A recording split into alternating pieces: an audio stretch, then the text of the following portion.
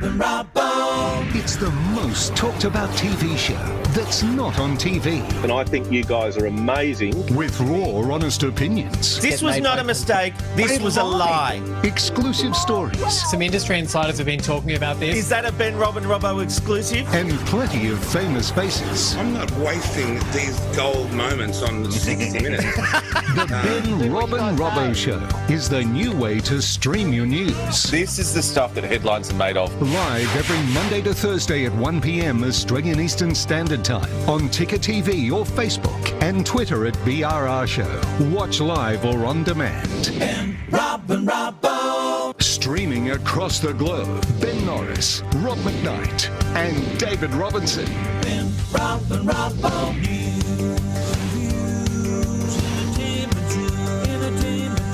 It's the Ben, Rob and Robbo. Ben, Rob and Robbo. Ben, Rob and Robbo Show. Welcome to the Ben, Rob and Robbo Show. Here's Rob McKnight. Hello, I know I look like a completely different person without my glasses. That's how Superman does it. It's time for the Ben, Rob and Robbo Show, and joining me as always is Benjamin Norris and David Robinson. Hello boys. Ben, how was your weekend? Just so fabulous. I had such a good time. I went out and had some drinks yesterday on Chapel Street, and I didn't write myself off. I managed to reasonably behave myself. Really? Am I still talking? Anyway, what I was going to say is, what about this shirt? I've never really been this camp on the show before. Do I look like Richard Reeve today, or what's going on? Well, you don't want that comparison as much as we love Richard. He's a nice guy, but I'm not exactly that age. I'm not 60. How old is Richard Reeve? Maybe he's not even 60. Well, weirdly, his name is actually Richard Reed, not Richard Reeve. You keep saying Richard Reeve. I know, but I got Reed. distracted by the George, the Superman reference earlier, and I can't manage to dig myself out of this, George Reeves comparison. Yeah. Dig. Welcome to Monday's show. We got so much happening today. Oh my God. Look, it's funny you say that because this is actually a huge week. See that super down there? Huge. Shelley Craft from The Block is joining us a little bit later. We cannot wait to speak to her.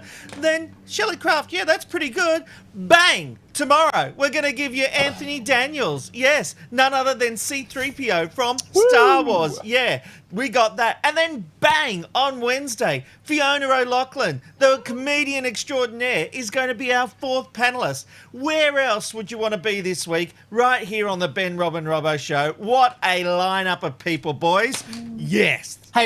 Hey, Rob, I just want to quickly ask you, you must be paying the guests because you're not paying us. Does all the money go on the guests? Robbo? Anyone? Yeah, well, that's what it seems like. Certainly. Okay. Time for our hot topics.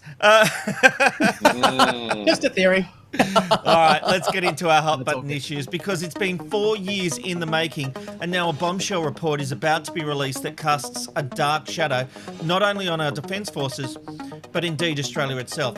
It began as a review between two of the Defence Force's elite fighting groups, the SAS and the Commandos, but it's ended with shocking revelations. Members of both teams have approached the report's author and detailed horrendous abuses of power, including the murders of unarmed civilians in Afghanistan. Others were not as forthcoming, but they all painted a picture of a certain group of soldiers creating their own rules of war. Now, Dr. Konfatis sat down with 60 Minutes for an exclusive interview.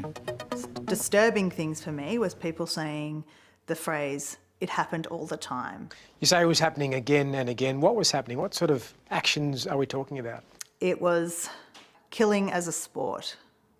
That was really what was the most distressing. I was really conscious that I'm a woman who has never been to war and, that there's a whole lot of stuff that I don't know. But the things that were described to me, there was no doubt that these things had occurred. And I heard similar stories from different people, from different organisations who told similar kinds of stories. That was what was disturbing. That's why I had no doubt. And if I had have thought these are just kind of, baseless rumours, I just wouldn't have reported it. When was that moment you realised this might be bigger than I thought? We're not talking about a couple of, sort of fog of war events that were, perhaps confusing to understand or to have happened. This is sort of deliberate, repeated patterns of behaviour that happened over time. Were you shocked when you realised the scale and systemic nature of some of it? Yeah, absolutely. Did you hear about civilians being executed? Yes. Did you hear about young people, teenagers or even children being killed? Mm-hmm. And were these people who were posing a threat to our armed forces or people who were killed for killing's sake? No. They were posing no threat? Posing no threat. So they were killed, as you say, killed for sport? Look, what was described to me in some circumstances is that there was a killing for sport mentality. Defence Force Chief General Angus Campbell will inform the nation on Thursday of the scale of the alleged war crimes by Australian Special Forces. Robbo, this is hard because I am all for the freedom of reporting and journalistic integrity. There was something printed the other day where someone pointed out whatever comes out of this report will be used by ISIS to recruit people against Australia and use this as how Australian soldiers have done the wrong thing by their people. Is this dangerous for this report to be made public? No, I don't think so at all. I wanted to think about that for a second. No, I don't think it is, because if it goes unpublished, it goes unpunished. Will there be side effects? Of course there will be. And these are the greater issues that as a defence force and as a country we need to understand. What these people did allegedly in war was disgusting and absolutely horrific. Now, this idea of keeping it behind closed doors where often the defence force's knee-jerk reaction is to cover everything up, that can't happen anymore, and it shouldn't happen with this. Things need to be brought out into the open because this is disgusting behaviour. Look, it really is. And what I will say, though, Robbo, is that the Defence Force could actually deal with this behind the scenes and then, rather than... my concern is... They don't, though. Yeah, look, but they my don't concern do that, is it being made public and ISIS using it. I'm really conflicted on this one because we are talking about propaganda here and ISIS will use it for their evil means. And, any Australian that has done the wrong thing needs to be punished. There's no doubt about that. And I was appalled by the behaviour of the AFP raiding journalists and the ABC, who first reported on some of this stuff. I don't know, Robbo. I'm really, really conflicted about how this information can be used. Look, of course, there's no doubt that the information could be used in a propaganda sense, but at the same time, you're talking about evil. Well, this is evil. It also needs to shine a light on it. Now, if there's not enough... I'm so sorry. I pressed the wrong button, Robbo. My apologies. There needs to be more and more light on these kind of issues because the more darkness there is, the more chance it will continue and it will get worse. We need to stop it now. We need to find out what happened. As a country, we need to know because it's heartbreaking. It's embarrassing that these people were doing it for such a long time. I understand what you're saying about the ISIS and things like that, but there are side effects to everything. I think it would be a far worse side effect if we were to not make this public than if we made it private and let them handle it themselves, which, as I said before, in past, they don't do it too well. They tend to hide a lot of things. That's just not where we're at anymore. Yeah, and look, I should point out the reason I was trying to talk to Amanda is because we've lost Ben at the moment, which is why he hasn't been taking part in this discussion. I think we will have to move on without him, but Robbo, it is a tough one. And it's not often I'm for censorship of the media. It really, you know me, I'm a big believer in the freedom of the media, but does the media sometimes have a bigger role? And that's my question here. And so I'm genuinely conflicted from a standpoint. But having said that, if these war heroes, these people in the armed forces have done the wrong thing, then they must pay the penalty. Life is not anyone's life on any side.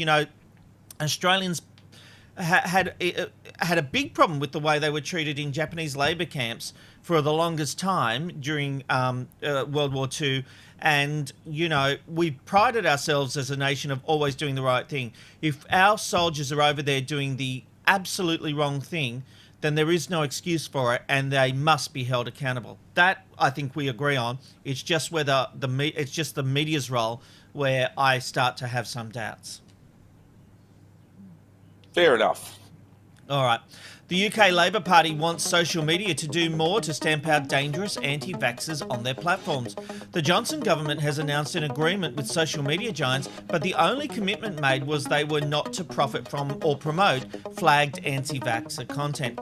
But the opposition wants them to go further, including banning pages and personalities that continue to use the platforms to promote their dangerous ideas. Robbo, let me ask you, do we rely on social media too much to censor our feeds? We should absolutely rely on them to censor our feeds, and we should make them do more of it. So far, they're doing a pretty horrendous job. Think about it this way. For everything from radio, television, movies, they're all censored. They all run through a level of censorship or classification. Why should social media be any different? Why should we not get the same kind of warnings and the same red flags raised as we do in any other kind of media that we consume? I think it's outrageous. They should be doing so much more, because social media is on one hand is fantastic, on the other hand it is a disease on society. It is the absolute gutter of society. So there has to be more done to make these platforms safe and to make these platforms healthy and okay to be around. At the moment they're not. They need to do a lot more. But who becomes the editor of what's right and wrong? It's a there's Well, who does that on television? There are rules that ACMA decides I would argue what is right it's a different and wrong. platform, because social media relies on the users to do content. When we go to a publication or a broadcaster, we accept the fact that they're editing what we get to see. Social media is meant to be the great equalizer, where anyone can say their opinions and what they feel and their beliefs. Obviously that's what it is, and I think that that's not a very good thing. I think if Facebook and Google and YouTube are making billions and billions and billions of dollars out of us, I think it's fair enough for us to say, look, hey guys, you need to do far more in censoring what you're putting up there, if it is against science, if it's hate speech, things like that, because anti-vaxxers destroy people's lives, because someone might think, oh no, that's right, I'm getting stuff in my social media bubble that is not always necessarily correct, but I'm not going to get my kids vaccinated now.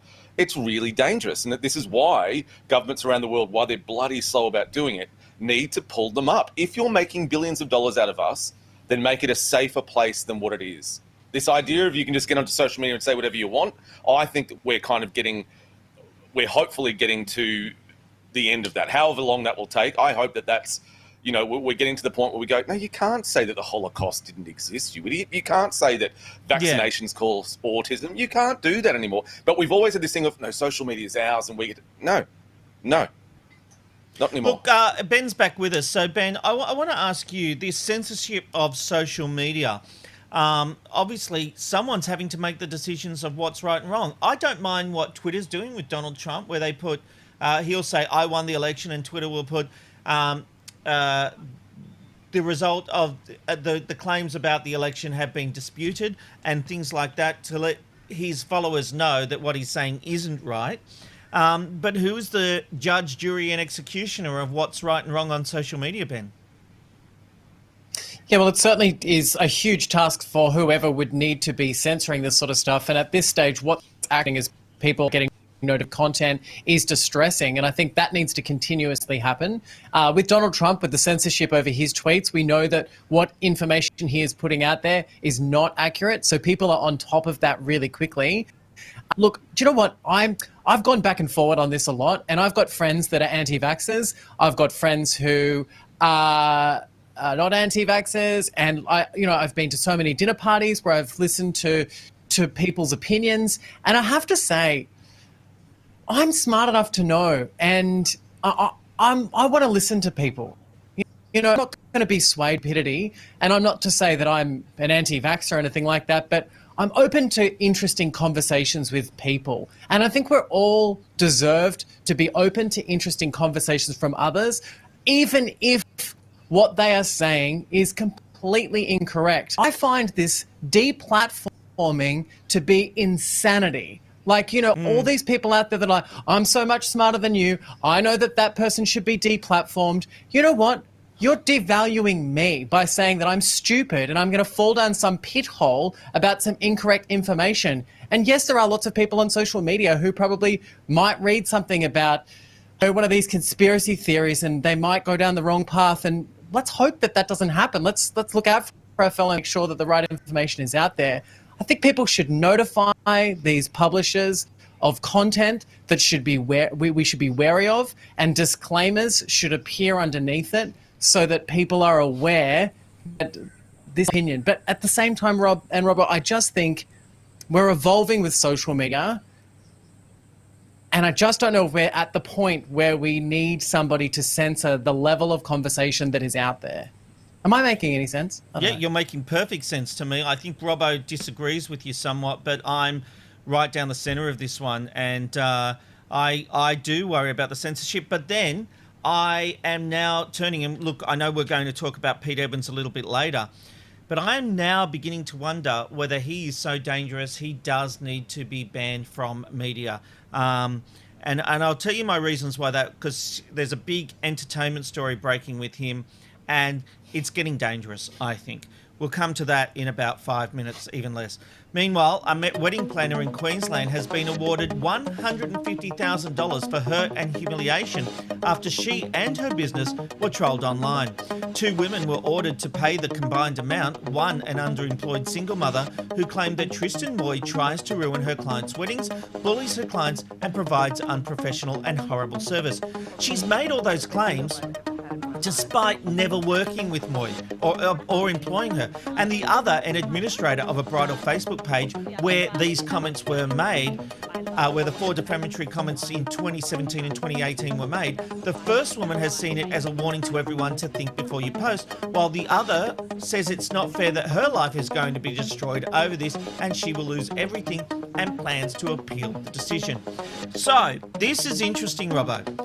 Defamation is a real thing, and I've had problems in the past where people have said, review websites where people have gone and given a review and then been sued. I mean, that is cray-cray to me. But we have a situation here where the woman hasn't used the service. There is no doubt there's something else going on here. There was talk in the article about the fact that she had a friend who was starting another wedding planning business. So I do think there's absolutely a defamation case against this lady that posted those comments. But the woman who ran the Facebook page where they were posted, this is where I think it starts to get dangerous when she's copying it. So who should censor them, Rob? We're talking about Facebook here. Who should censor these people? Because both of you were saying that there shouldn't be any censorship, and then the next topic we talk about is, oh, well, this is defamation, and she absolutely deserves the money she gets. Did you hear my words, Robbo? Did you hear my words?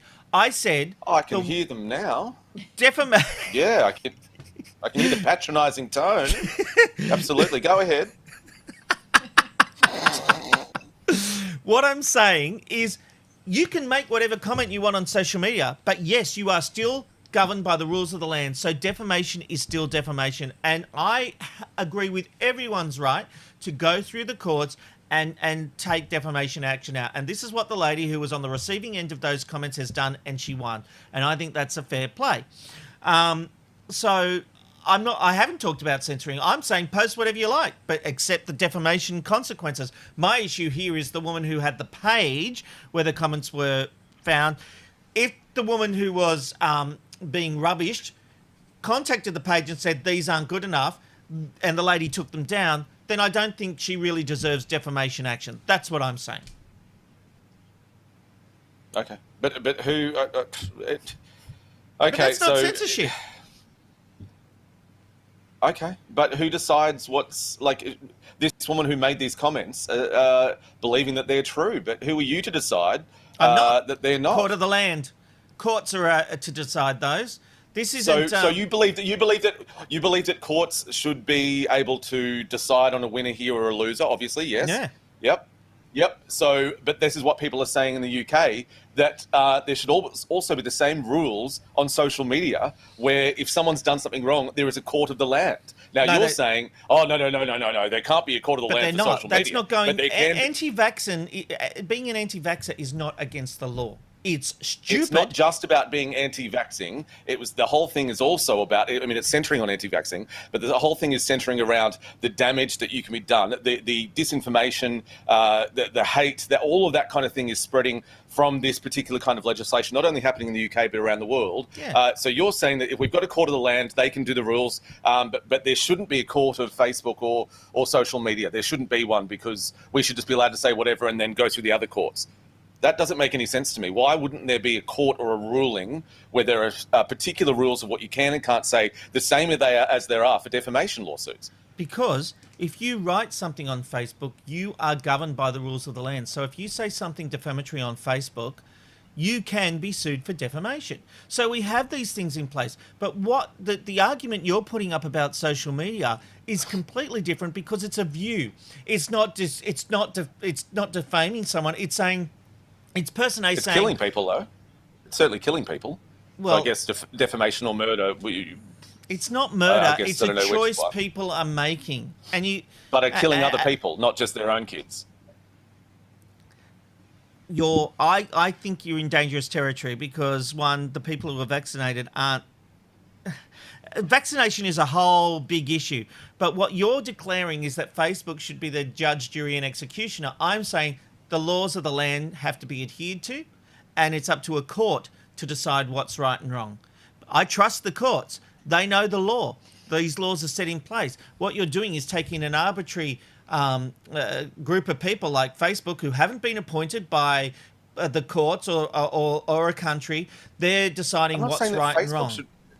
I'm supporting the government when they're trying to pass this legislation. I'm just saying there should be rules for Facebook, not administered by Facebook. The whole point of the thing was the UK Parliament was legislating things above them. They're simply expressing a view. Well, according to the government, they are. That you don't agree with. According to the government of the UK, they are. So they've already made an agreement with these big techs to say that you can't do this anymore. And one of the things you shouldn't do is make profit or promote them. So, yeah, I think that it's not just my opinion. It appears to be the opinion of the entire UK Parliament there. So... Well, that's great. And if they push that law and that law passes Parliament, then that is a law of the land, and I stand by it, and that's fine. My initial concern was about censoring the internet over opinions. And anti-vaxxing is an opinion. It's not against the law not to vaccinate. Well, they're saying it's against the law to promote anti-vaccination. That's what they're saying. That's fine for the UK to do that. I think that is completely... Yes, but I think you're getting caught down on an argument that's completely different to what we're talking about here. This is a case of defamation, which is an actual legal issue in this country. And I'm sure people are ringing the bells right now. I didn't even say anything. Ben, I'll give you the final word. I like turtles. Oh, good way of diffusing it. Well done. That was good. Let's end this section on a high, because we've seen it time and time again. Punters see a news crew and decide to crash the shot. They might wave in the background or yell something down the microphone, but what about when it's a complete accident? Have a look at this moment last night as 9 News reporter Maggie Railworth was crossing to Peter Overton on 9 News. Maggie, the driver and another passenger are there tonight. Please, 2 seconds. Well done, Maggie. Yes, that's right. Tonight, Peter... You go, Maggie. Yes, tonight 2 people are being treated here. They were taken here after being in the crash. They are 2 young men. One of them is Savannah's boyfriend. Oh, my God. Well, yeah, I've got to say, I think that reporter, I mean, it's a tough gig when you're fronting the camera and something's happening behind you, and we've seen attacks on reporters, so I understand her anxiety level. But the jogger was just running in. She was just running, wasn't she? She wasn't trying to do so. And then she looked like, oh, what have I done wrong? She looked like she didn't know what to do. No, this is unfair on the reporter. Like, I think that's unfair. Like, if you're trying to do this, you're talking to Peter Overton, it's the 6 p.m. news, you've got something happening behind you, you've got something really serious to do, the whole newsroom's watching, and then this kind of throws you. No, this runner's an idiot. What's weird, though, right? Maybe she was a moth in a past life, because there are lights like we've got here, and there's a big cameraman, there's massive lights, there's a big link truck, and she's run along, and she's like, what an idiot. Absolute idiot. Robbo, when you're jogging, you're just doing your own thing. This is a path, and she's just When was the another last person time ready you to go jogged, round. And the Bob? reporters go, "Stop! I'm doing a live cross. You must bow and stop before me. Don't you pass? That's not- Thou shalt not that's pass." unfair. That is so unfair. You got so much going on, and you got someone running towards the back of you. No, she did the right thing. She handled it well. Even Peter Overton said she handled it well. Can I just ask, what's going on today? Because it's like you've taken the "I'm going to disagree with everything Rob says" tablets. Oh no, I know, and I've taken that. I'm just a part of the audience, and I'll be watching the crazy unfold. Let me get my sandwich while I unpack this one. Well, you know, I'm going to say I don't think the reporter handled it well. I'm going to say it. I don't think she did. She looked genuinely rattled, Rob. Like, you could see it, you could hear it in her voice. Look, we're living in a dangerous time. We're living with unprecedented things. Correct. You could see whatever had happened, for whatever reason, this reporter was genuinely rattled. I mean, it's hilarious in hindsight, because we know that jogger was just a jogger. But for that woman, she saw someone running at her at nighttime while she's covering a story. And, you know, maybe that jogger was a moth before. I don't know. But she certainly... The reporter certainly flinched. I felt bad for her. In the script here, it says, "Ben, how would you handle it?" The answer is, I probably would have been the same. I would have been a little bit scared, and then I probably would have laughed it off. But, you know, hindsight and, you know, Sunday morning quarterbacking, where you can unpack things, is a very different thing to what happens in the moment. She could have easily said, whoa, Pete, it's Central Station down here at the hospital where there's no one but me and her, and we've still managed to run into each other. But meanwhile, come on, Robbo, you've done this. You would have handled that so much better. Come on. All right. Okay, fine. Yeah, I would have. You're right. Yeah, got him. She's an idiot. Got him. Sunday morning quarterbacking is what they call it. He knows how to handle me, doesn't he? Sunday morning quarterbacking is when, you know, like you unpack the football game the day after the match. You know, that's what they say. Like, you know, most of America does Sunday morning quarterbacking, which is that they pick it apart after it's happened. It's. I've got to say to you that's had a different meaning for me over the years, but I like that more G-rated idea of Sunday morning quarterbacking. Okay. Look, it's time for a hit of entertainment, and there is a big story breaking right now, Ben, concerning Pete Evans. Yes, Rob. The controversial chef has posted a meme that includes a depiction of a neo-Nazi symbol. To make matters worse, it appears that this was a mistake, because when this was pointed out to Evans, the flyer is wearing a black sun symbol. Evans replied, "Someone that." Evans believes he is not dangerous. He is just creating awareness and asking people to wake up. However, the image is asking his followers to be cautious of the COVID vaccine being created currently. It's basically an anti-vax message drawing attention to RNA, which is technology that apparently changes your DNA forever. Pete believes the vaccine draws large comparisons to Nazi Germany, suggesting the government and globalists are planning something more sinister. Look, of course, it's led to claims that Evans is a Nazi sympathizer, and he has created probably some major headaches for his new employer, which is Channel 10. So a lot of people out there have been discussing this, a lot of people talking about it. We can 100% confirm that Pete Evans is currently in northern New South Wales getting ready to shoot I'm a Celebrity, Get Me Out of Here. He is one of the contestants on the show.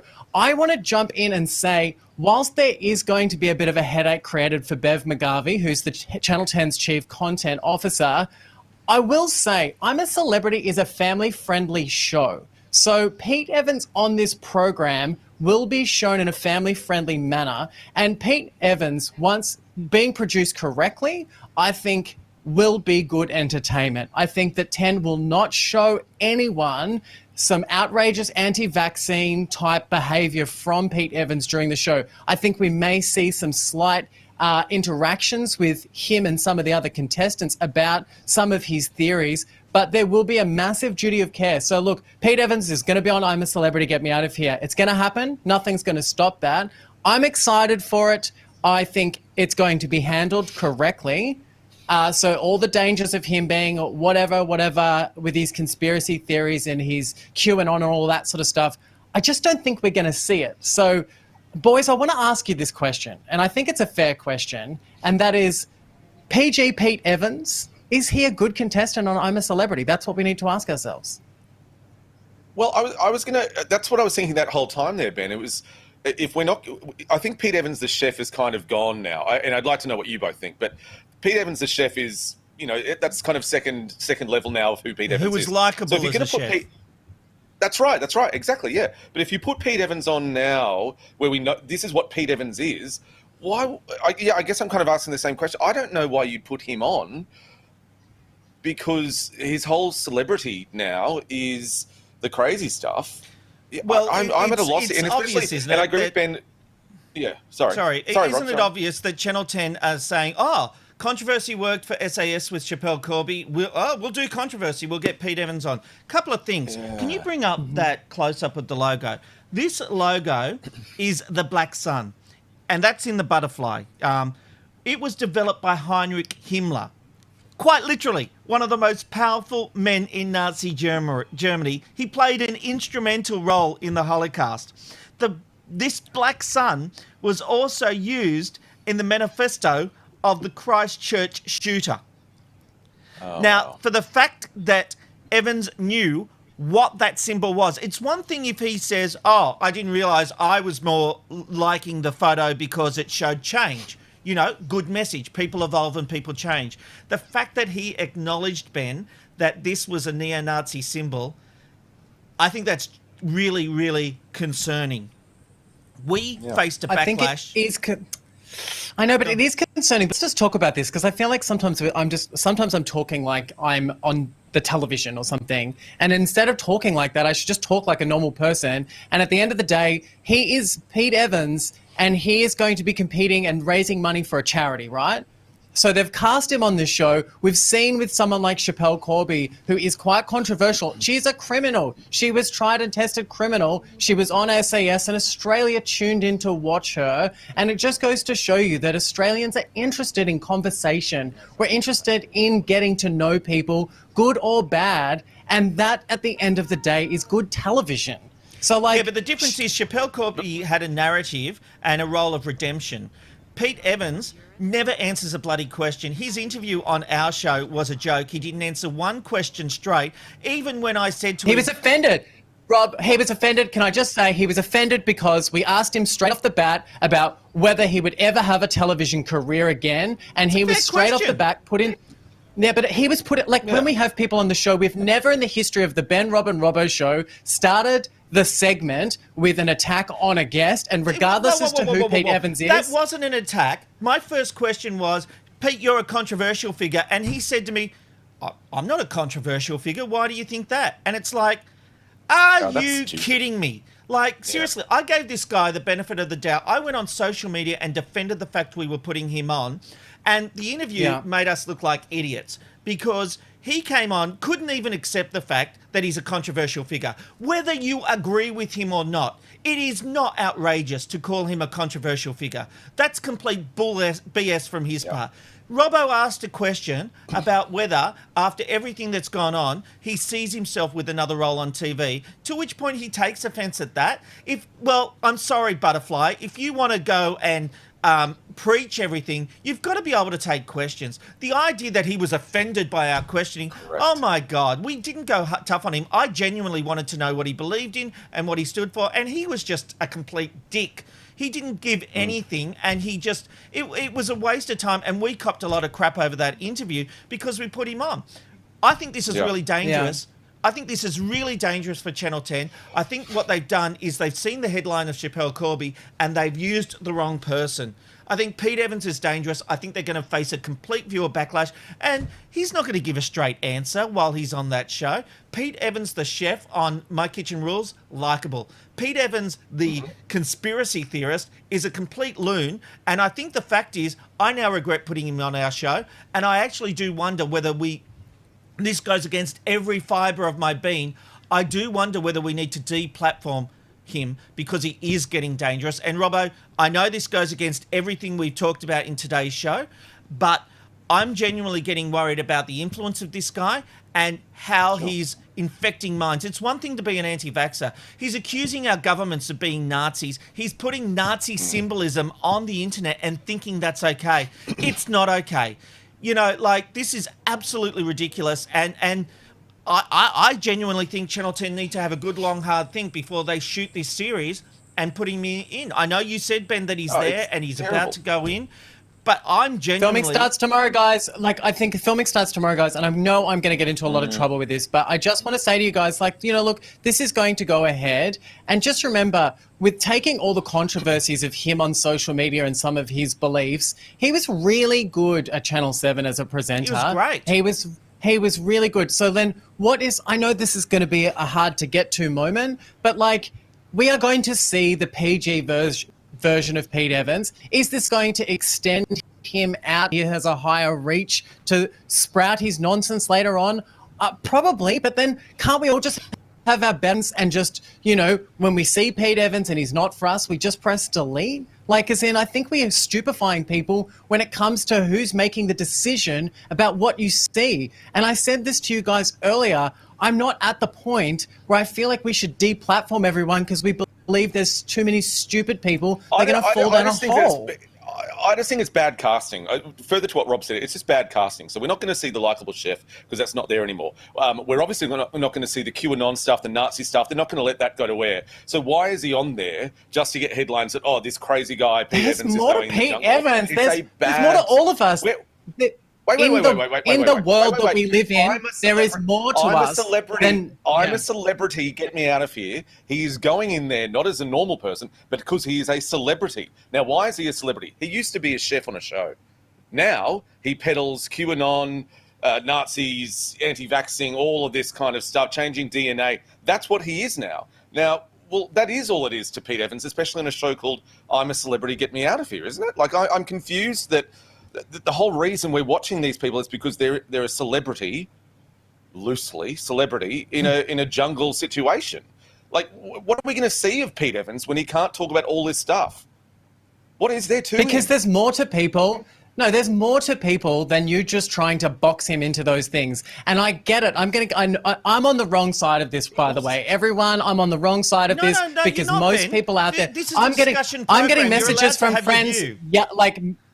I'm getting messages from really close friends saying that it's disgusting that I'm saying this because I'm promoting a Nazi. And what I'm saying to that person when they message me is, yeah, I get what you're saying, but you don't even understand the imagery that was used in that Butterflorman image. You know, he's not saying he's a Nazi. That's not what he's saying. He is suggesting that the people that follow him open their minds and think a little bit differently to what he thinks the government is doing. He is suggesting the government might be doing something a little bit sinister. He's asking people to open their eyes. And to me, I have to admit, I'm not a big Pete Evans fan when it comes to Conspiracy Pete, but I thought he was great on Channel 7. And I think people are going to still watch the show. And I also will add something on top of that. The type of people that want to deplatform people aren't the type of people that would ever watch I'm a Celebrity anyway. So shut up. I am someone who would watch and has watched I'm a Celebrity, Get Me Out of Here. And this is the first time I've ever felt someone shouldn't be on TV.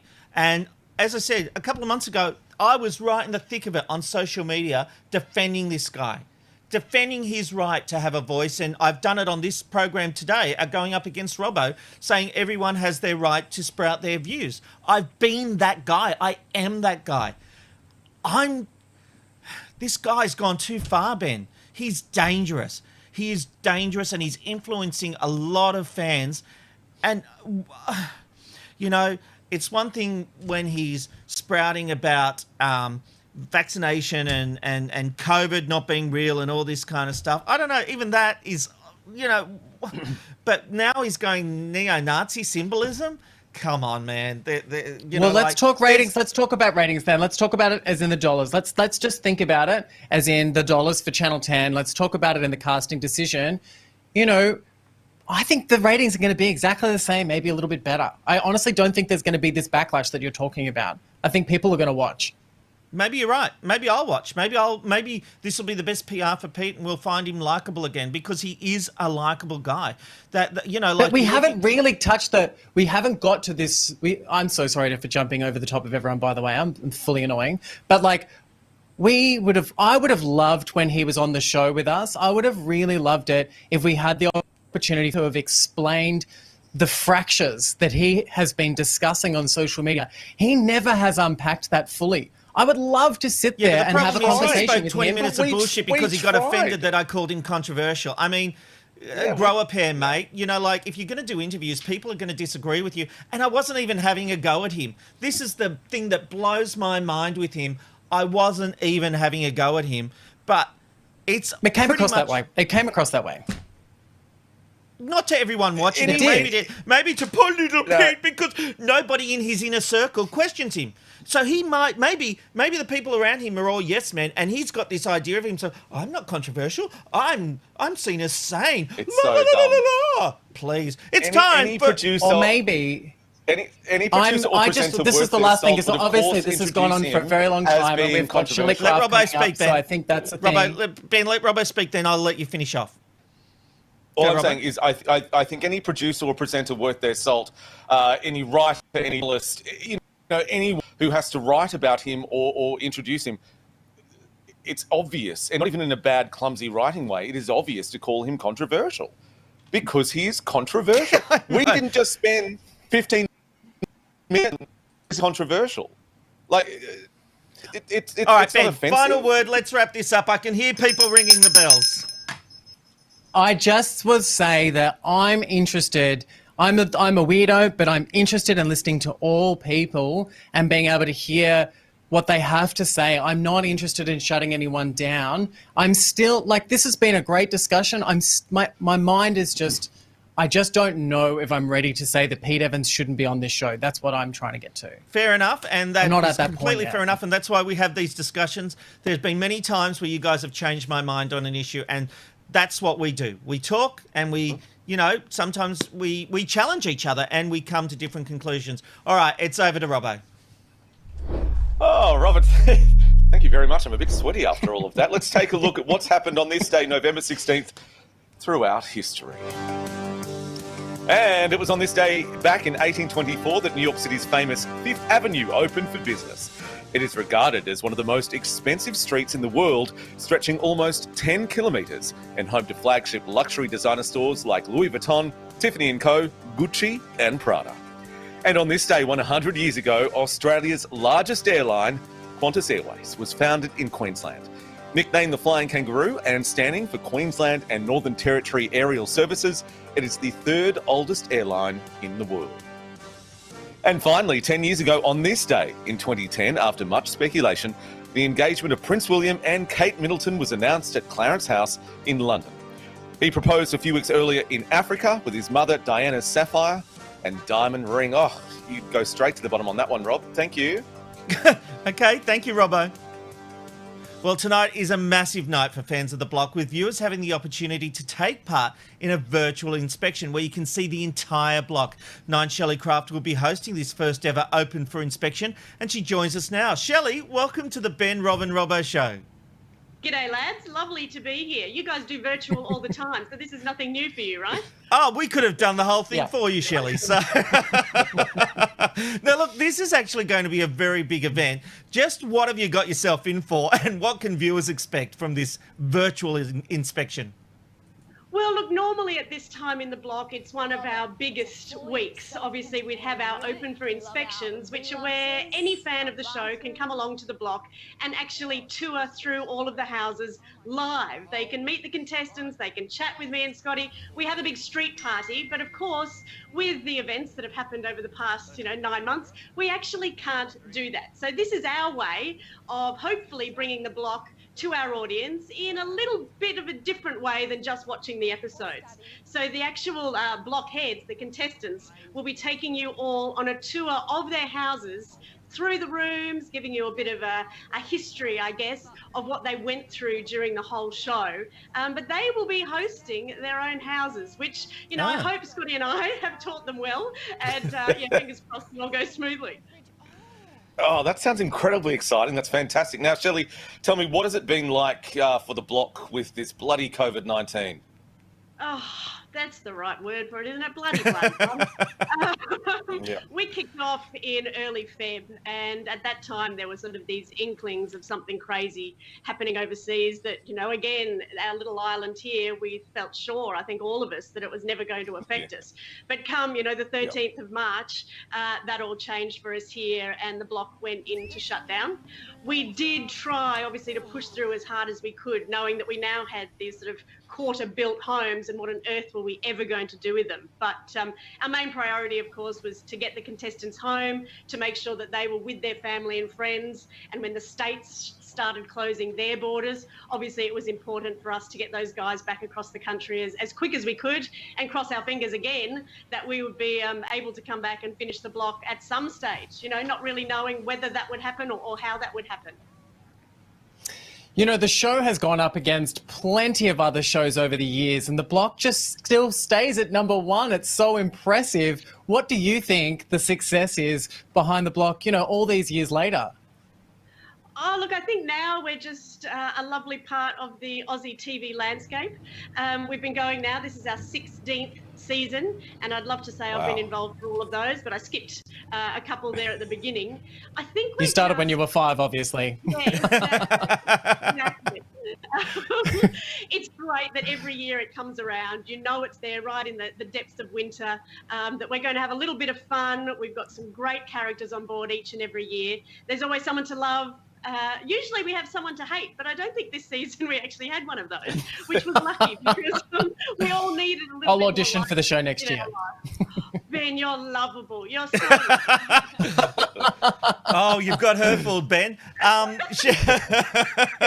Hey, that's not very nice.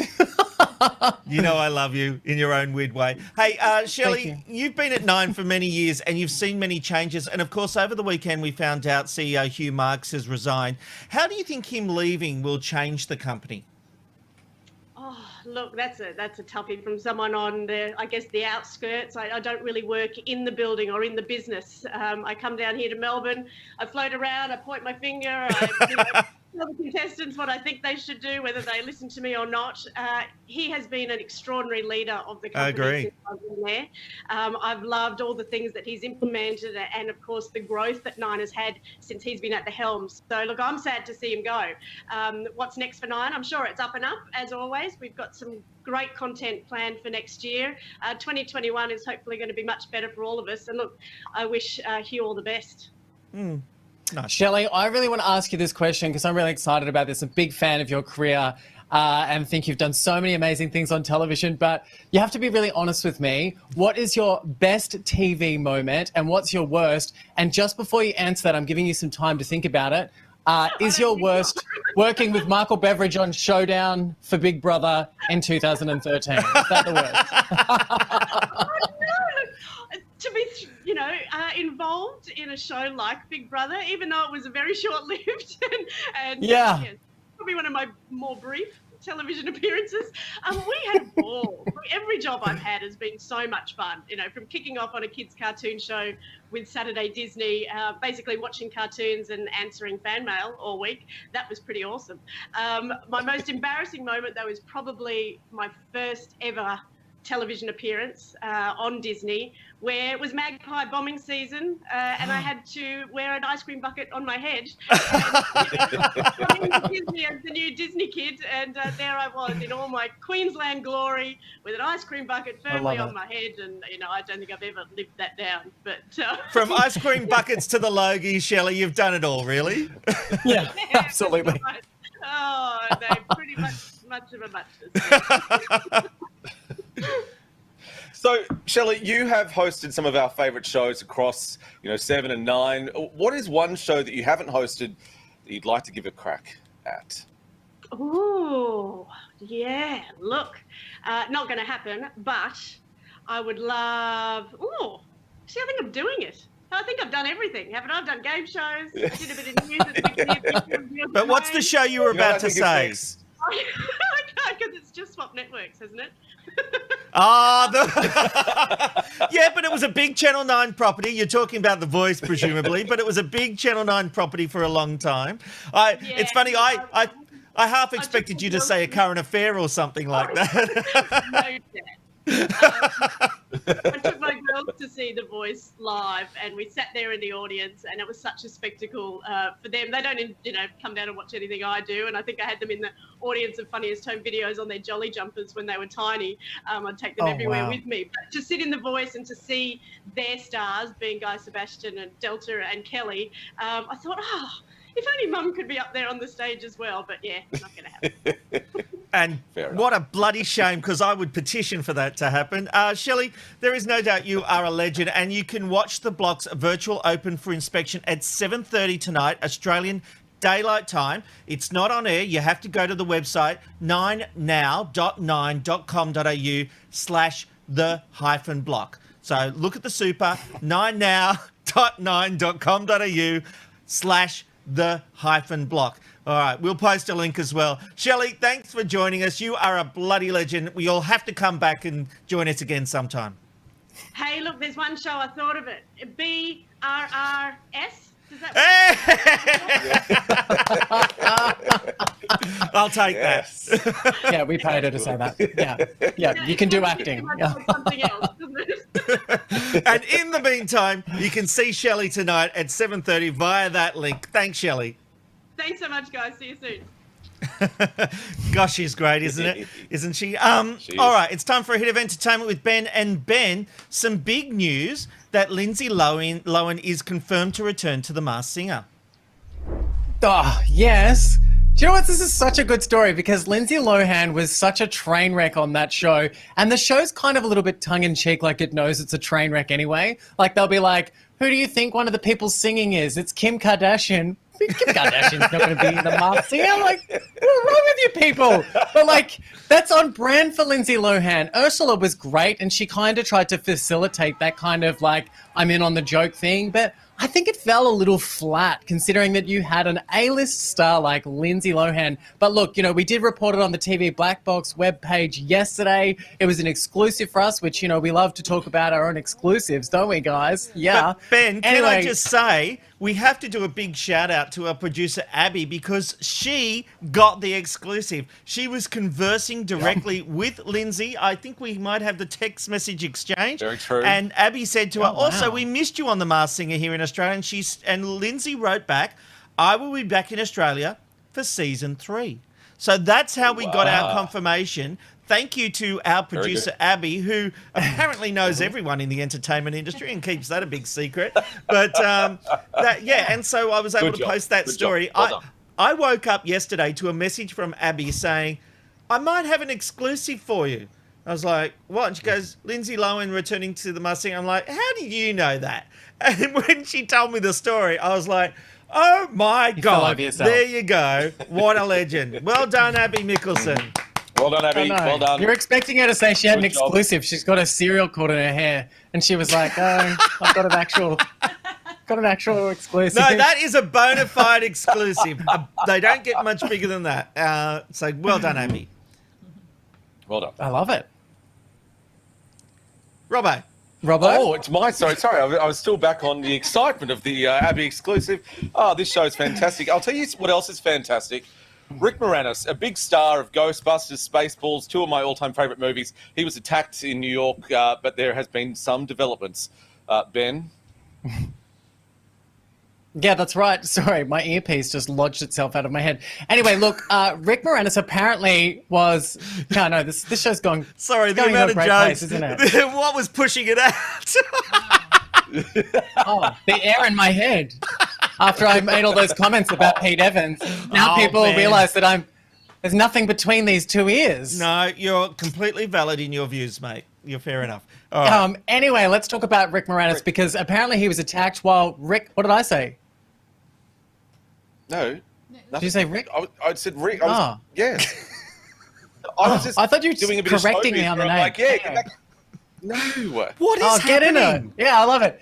Anyway, look, apparently he was attacked while walking near Central Park, and the attack was said to be unprovoked and quite random, and they have now arrested this 35-year-old homeless man. Now, at the time of the attack, police did not identify Rick Moranis, who we, of course, obviously, as Robert was just saying, is from Ghostbusters and Honey, I Shrunk the Kids and many others, but his representative did confirm that he had, in fact, been attacked. And what I think is kind of a bit funny out of this story is that character in Ghostbusters, that's set in New York City. So when I heard this story, I just pictured that character being chased by a dragon or that wolf dog. And I thought it was kind of funny. Here's the attack. I don't know if I would say it was funny. Yeah, well, yes. I know. I shouldn't laugh at this. Oh, my God. Yeah, no, that's... Poor Rick Moranis. Who'd want to pick on Rick Moranis? What scum of the Well, he said no to No Ghostbusters 3.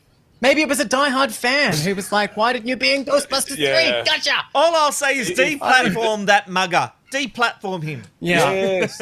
Oh, we can all agree on that. Don't laugh at violence. Yeah. I hope he's okay. Yeah, No. well, he is, and they've got the guy, so that's a good outcome for a horrific situation.